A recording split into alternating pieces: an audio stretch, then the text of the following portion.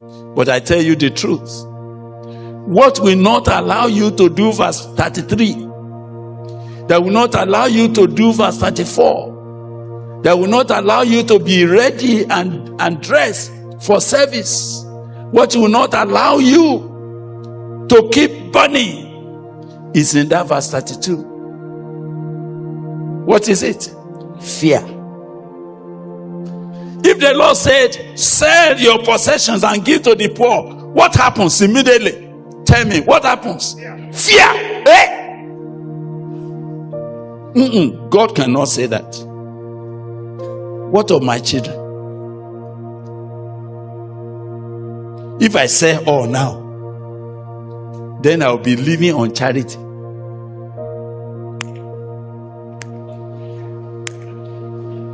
Did you see when you are doing your hand like that? I say, never. This Christianity, we need to approach it. How? Very gently. Let nobody talk you into a problem. How can you say all that you have? Are you sure God will be there when your problem comes? Are you sure when you say, Lord, send me help, He will come? Be reasonable.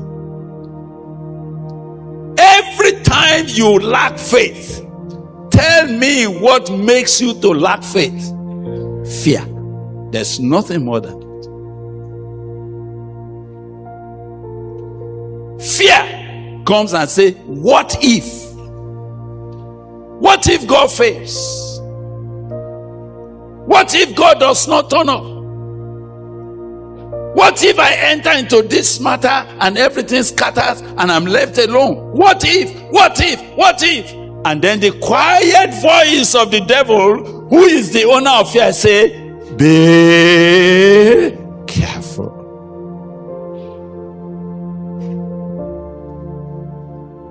Don't travel anyhow again. Are you hearing me? That's his voice. Don't travel anyhow again.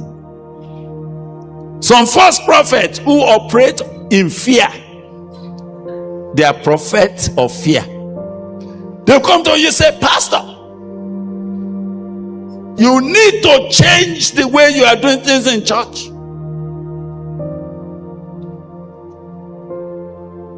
As I was praying, I saw something. I can't even count. They were wearing black.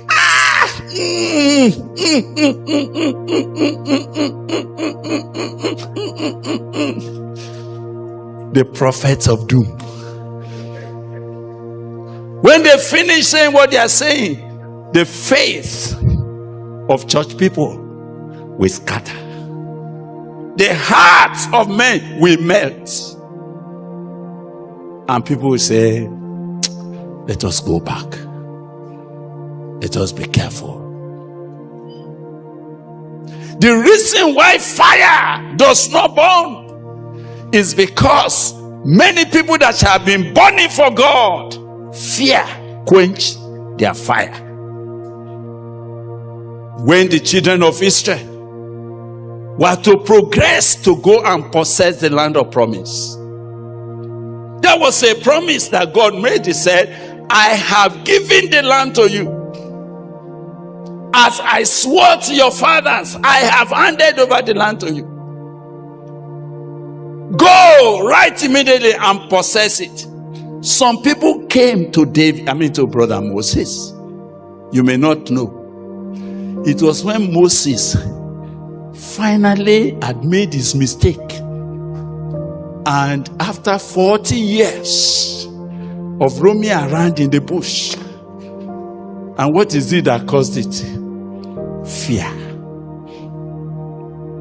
Then he stood up and said, it took us 11 days when we left Egypt to come to this place. And it remained only 29 days according to God for us to get to where we are going. Then some of your leaders came and said, sir, how can we carry all of us, including our children, our pregnant women, say we are going go to a land that we have never seen? Let us do something that is reasonable. Sometimes fear preaches reasonability to you and blackmails God as unreasonable. Sometimes you think fear is rational. Fear appears as if it is rational, and it will paint and accuse God as the irrational God. But every unbelief is a manifestation of what? Fear. Unbelief is a manifestation of the fear that the one that is asking you to believe him is a liar, and he will abandon your life. That's what unbelief is. Let me tell you what fear does. Fear will exaggerate your opponent as if he's a giant. Are you hearing me? I say fear. What does it do? It exaggerates and makes your opponent excessively tall, that when you put your eye like this, fear will be telling you, see how tall he is, see how mighty he is. Between you and him, look at yourself now. Even look at your own self. Are you unreasonable to imagine that you go and face this kind of man? You, a grasshopper. You, a grasshopper. Excuse me, who is calling them a grasshopper there? Fear. Fear will reduce you to a piece of bread. Fear will discredit all the grace of God in your life. Fear. If you are lifting up your hand like this before, fear will say, put your hand in your pocket. Don't let anybody know you are around.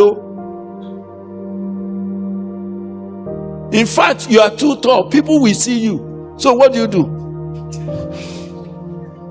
You see a man that's supposed to stand well is doing like this. What is bending him like that? Fear. If they see you, they will catch you. If they know you are the one, you are finished. So fear. Fear. When they came, after they went, they saw many things, but the fear in their heart causes them to see the sons of Anak as giants. So fear. So when they came back,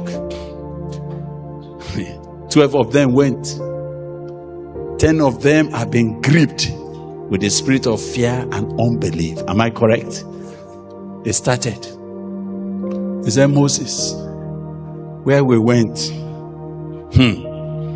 the ground is good, but that's a land that swallows its inhabitants. Now I was going to ask them, if the land swallows and have swallowed all its inhabitants, how did they see the inhabitants there? How did they see the inhabitants there? Because fear. We exaggerate. We enlarge what is not there and make it so real. It will make it as if it's touchable, and yet there's nothing there. So I suggest, when they finish talking, 10 of them said, we have agreed with majority report that let us not endanger ourselves, endanger our children, and our wives. We want to suggest, if God was only planning suicide for us, we have discovered his trick. We have discovered. When they are describing the sons of Anak, everybody in the congregation, what were they doing now? The Bible said their heart melted and they lifted up their voices and they were weeping. Oh, they wept and wept and wept and wept. Nobody could console another person.